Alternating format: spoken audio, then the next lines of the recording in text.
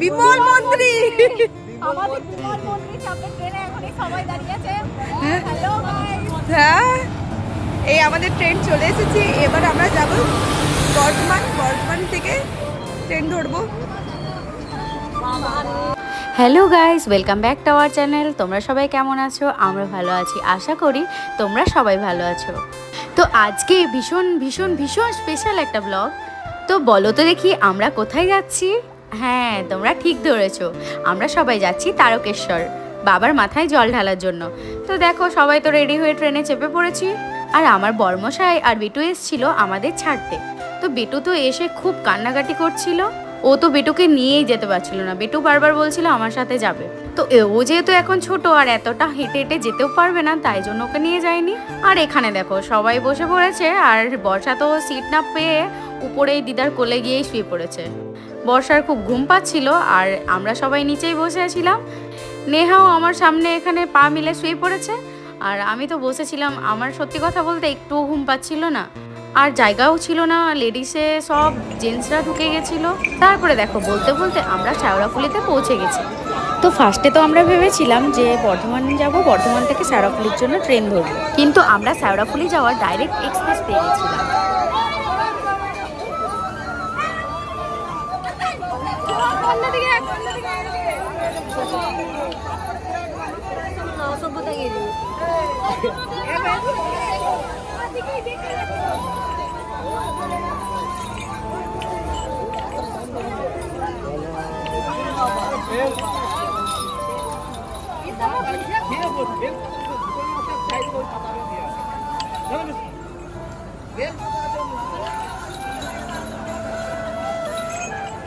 তো আমরা সব কিছু সাথে করেই নিয়ে এসেছিলাম। আর নেহারা ওরা কিছুই কিনে নিয়ে আসেনি, ওই জন্য ওরা ফার্স্টে বাজারে সব কিছু কিনে নিয়েছিল।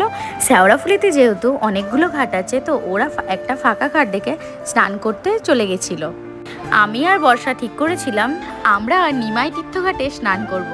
তো যেই ভাবনা সেই কাজ।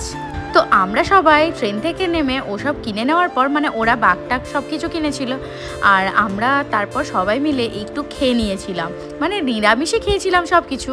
যেমন আমি আর বর্ষা ভাত খেয়ে নিয়েছিলাম আর ওরা রুটি টুটি এইসব খেয়েছিল। মানে যার যেরকম খেতে ভালো লাগে সে সেরকম খেয়েছিলাম। তারপরে দেখো আমরা নিমাই তীর্থঘাটে স্নান করে নেওয়ার পর আমরা তো চলা স্টার্ট করে দিয়েছিলাম। তো যেহেতু ওরা অনেক আগের ঘাটে স্নান করে নিয়েছিল আর আমাদের নিমাই তীর্থঘাটটা অনেকটাই পরে, একদম লাস্টে বলতে পারো, সব থেকে শেষের ঘাট হচ্ছে নিমাই তীর্থঘাট। তো যারা যারা তারকেশ্বর গেছো তারা তো অবশ্যই জানো, কথায় আছে নিমাই যখন এসেছিলেন এখানে তো উনি এই ঘাটটায় স্নান করেছিলেন, তাই জন্য এই ঘাটটার নাম নিমাই তীর্থঘাট। তো বর্ষার এটা 3 ইয়ার কমপ্লিট, আমার এটা যেহেতু ফার্স্ট ইয়ার, তাই জন্য আমি বর্ষাকে বলেছিলাম আমারও খুব ইচ্ছে করছে জানো ওই ঘাটটায় স্নান করতে। আর সত্যি কথা বলতে সব ঘাটগুলো না ফাঁকা ফাঁকা ছিল, এই নিমাই তীর্থঘাটটা অনেক বেশি ভিড় ছিল। জানি না সব সময় কি হয়, কিন্তু আমরা যখন এসেছিলাম আমরা তো 3rd সোমবারে এসেছিলাম। তো 3rd সোমবারে সত্যি কথা বলতে অনেকটাই বেশি ভিড় ছিল। আর তোমরাও দেখেছো কত ভিড় ছিল। তো দেখো আমরা রাস্তায় চলতে চলতে কত রকম বাঘ দেখতে পেয়েছিলাম। আর সত্যি বলতে এই বাঘযাত্রীরা যখন সাইড দিয়ে যায় না, ভীষণ ভালো লাগে আর মনের মধ্যে একটা ভীষণ জোর আসে। এখানে দেখো সবাই আমরা কিন্তু দলছুট হয়ে গেছি, সবাই একা একা হয়ে গেছি। মানে বলতে আমি আর বর্ষা একসাথে ছিলাম আর ওরা সবাই আলাদা হয়ে গেছে। ওরা অনেক আগে থেকে চলা স্টার্ট করেছিল বলে, মানে ওরাও কিন্তু আর একসাথে নেই, ওরাও আলাদাভাবেই হাঁটছে। এখন দেখো আমরা অনেকটাই চলে এসেছি, কিন্তু না অনেকটা বললে ভুল হবে, মানে 100%-এর মধ্যে হয়তো 10-20% এসেছি। কিন্তু দেখো রাত পেরিয়ে সকাল হয়ে গেছে, এখন প্রায় সকাল 6টা 6:30 বেজে গেছে। আজকের ওয়েদারটা একটু মেঘলা মেঘলা, ঠাকুর করে জানো এরকম মেঘলা মেঘলা ওয়েদারটাই থাকে। কারণ সত্যি কথা বলতে সবার ভীষণ কষ্ট হবে, না হলে এই মানে পথ তেতে একদম পুরো আগুনের মতো হয়ে যাবে। আর এখন তো আমাদের সত্যি বলতে এতটা কষ্ট কিছুই হয়নি। তো এখানে দেখো আমরা যেতে যেতে হঠাৎ করেই দেখলাম এই দাদারা এই বাঘটা নিয়ে যাচ্ছে। বাঘ দুটোর মধ্যে কি আছে জানো? দুটো বেবি। তো আমি বর্ষাকে জিজ্ঞেস করলাম মানে এই দাদারা বাঘ দুটোর মধ্যে বেবি কেন নিয়েছে?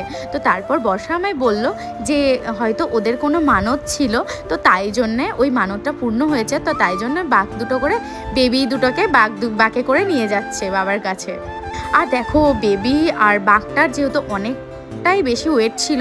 তো এখানে সব দাদাগুলো একে একে অল্টার করে করে নিচ্ছিল। এই কিছুক্ষণ ওই দাদাটা, তারপরে নেক্সট কোনো কেউ নিয়ে নিচ্ছিল, এইভাবেই চলছিল। আর দেখো মেঘ করে আছে কিন্তু ভীষণ গরম করছিল। এই দাদারা সব কত ভারী ভারী বাঁক নিয়ে যাচ্ছে দেখো, তারপরে আবার এত বড় বড় কলসি। আমাদের এমন কি অসুবিধা হচ্ছে, কষ্ট হচ্ছে, কিছুই না। তাহলে ওদের কতটা, সত্যি বলতে বাবা না ওদেরকে অনেক হেল্প করে, ওদের মনে অনেক শক্তি দেয়। আর যেহেতু বাবার কাছে যাচ্ছি, বাবা তো পরীক্ষা নেবেই যে বাবার ভক্তরা কতটা সহ্য করতে পারবে। তো আমি যাচ্ছিলাম, আর আমি তো সবসময় বর্ষাকে জ্বালাচ্ছিলাম আর গল্প করতে করতে যাচ্ছিলাম। ও সবসময় কি করে, আমি কোথায় পৌঁছেছি। যেহেতু আমি ফার্স্ট টাইম যাচ্ছিলাম, তাই জন্য আমার কৌতূহলের আর শেষ নেই। তো দেখো ওরা আমাদের থেকে অনেকটা এগিয়ে গেছিলো, আর আমরা না এদিকে দেখো তারকেশ্বর যা, এদিকে ডাকাত কালী মন্দির। তো আমরা ফার্স্টে বললাম তো চলো বর্ষা আমরা ডাকাত কালী মন্দিরে জল ঢেলে আসি। তো বর্ষাও কোনো বছরই যায়নি, মানে ওর যেহেতু আগে 2 বছর হয়ে গেছে, এটা 3rd ইয়ার, তো ও আগে কখনো ডাকাত কালী মন্দির যায়নি। তো বললো ঠিক আছে বৌদি চলো আমিও যাই। তো তারপরে আমরা দুজন দেখো ডাকাত কালী মন্দিরে চলে এসেছি জল দেওয়ার জন্য। শুনেছি এই কালীমা খুব জাগ্রত। আর দেখো সত্যি কথা বলতে সেইভাবে তো এদিকে আসা হয় না, আজ বাবার কাছে যাচ্ছি বলেই এই পথ দিয়ে যাওয়া হচ্ছে। তো যেহেতু যাচ্ছি, তাহলে বাবার কাছে যেহেতু যাচ্ছি, মায়ের সাথে কেন দেখা করবো না বলো তো। তো তাই জন্য আমরা সত্যিই চলে এসেছি মায়ের কাছে। ওরা যেহেতু যায়নি, ওই জন্য ওরা অনেকটা আরও বেশি এগিয়ে গেছে। ও কোনো ব্যাপার না, আমরা না হয় একটু লেটেই যাব। তারপরে দেখো কালী মায়ের গেটে আমরা চলে এসেছি। এখানে দেখো অনেকেই এসছে আমাদের মতো জল ঢালার জন্য। তো সবাই দেখছো ব্যাগগুলো কেমন গামছা দিয়ে জড়িয়ে মানে বেঁধে রেখেছে নিজের সাথে। আচ্ছা এই ঘটনাটা আমি তোমাদেরকে একটু পরে বলছি। দেখো আমি তো এখানে এসে মায়ের দর্শন করে নিলাম, তোমরাও করে নাও সবাই মায়ের দর্শন যারা যারা করোনি। তারপরে আমাদের দেখো প্রণাম করা, জল ঢালা সব কিছু হয়ে গেল। তারপরে ওখানে চলে গেছিলো বর্ষা জল ঢালার জন্য। এখানে একটু বেশি লাইন ছিল, কালী মায়ের ওখানে একটু লাইন ছিল না, আমরা সঙ্গে সঙ্গে জল ঢালতে পেরেছিলাম। তারপরে দেখো এখানেও জল ঢালা হয়ে গেছে। তারপরে আমরা আরেকবার চলে এসেছিলাম মাকে ভালো করে দর্শন করার জন্য আর প্রণাম করার জন্য। তো এখানে আমরা দেখো ভিডিও করে নিচ্ছিলাম একটু, তারপর আমরা আবার চলা স্টার্ট করে দিলাম বাবার উদ্দেশ্যে। যেহেতু মাকে তো জল ঢালা কমপ্লিট, এবার যেতে হবে তো বাবার কাছে। সত্যি কথা বলতে যারা তারকেশ্বর গেছো তারা জানো যে আমরা কতটা চলে এসেছি। এখন আমরা অনেকটাই চলে এসেছি। আর তোমাদেরকে বলছিলাম না যে সবাই ব্যাগগুলো কেন ওইভাবে বেঁধে রেখেছে, বলি তাহলে কথাটা শোনো। আমাকেও বর্ষা বলেছিল যে এখানে প্রচণ্ড চুরি হয়। আমি তো জানতাম না এতটা, যেহেতু আমি ফার্স্ট টাইম এসেছিলাম।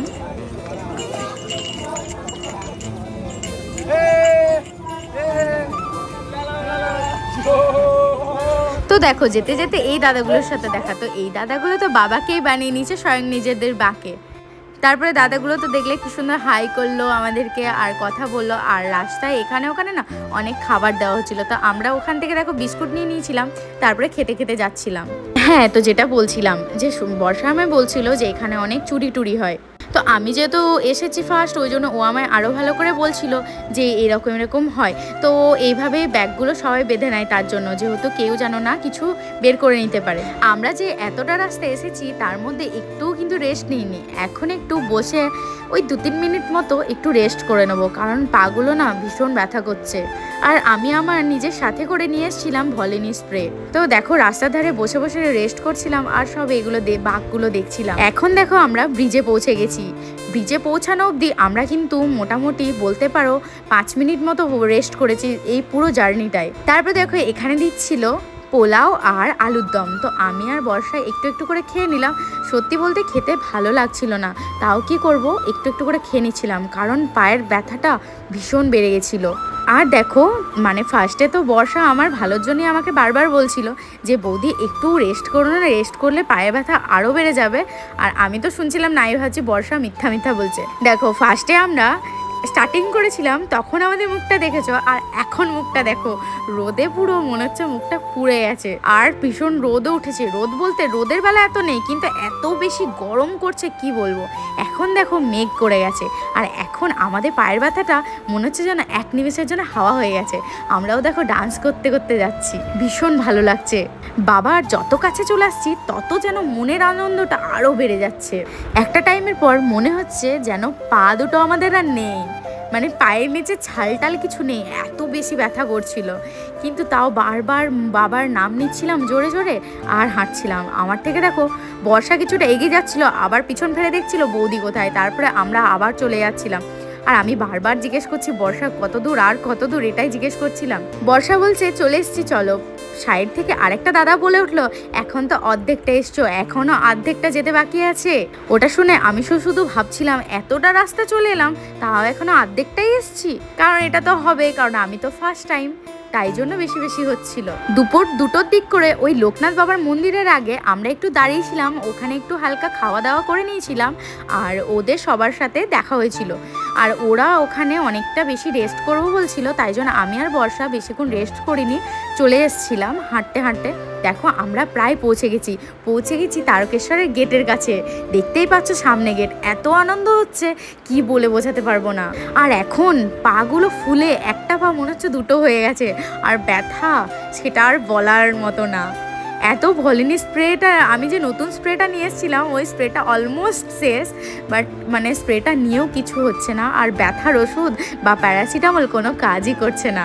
আমার লাইফে এই ফার্স্ট টাইম আমি এত দূর হেঁটেছি, কিন্তু সত্যি কথা বলতে মনে একটা জোর নিয়েছিলাম যে আমি বাবার কাছে হেঁটেই পৌঁছাবো, কোনো গাড়ি করব না। বর্ষা আমাকে বারবার জিজ্ঞেস করছিল বৌদি তোমার কোনো কষ্ট হচ্ছে না তো। আমি বারবার বলেছি যে না, আমার যত কষ্ট হোক আমি বাবার কাছে হেঁটেই যাব। সত্যি কথা বলতে যখন চলা শুরু করেছিলাম বা ভেবেছিলাম, আমি কখনো ভাবতে পারিনি যে আমি বাবার কাছে পুরোটা রাস্তা চলেই যাব, কারণ সবার মুখে শুনি সবাই যেতে পারে না, অর্ধেক রাস্তা থেকে ফিরে চলে আসে কিংবা কেউ গাড়ি করে যায়। তো দেখো আমরা প্রায় বাবার কাছে পৌঁছে গেছি। তো এখনকার জন্য টাটা, দেখা হবে আবার নতুন একটা ব্লগে।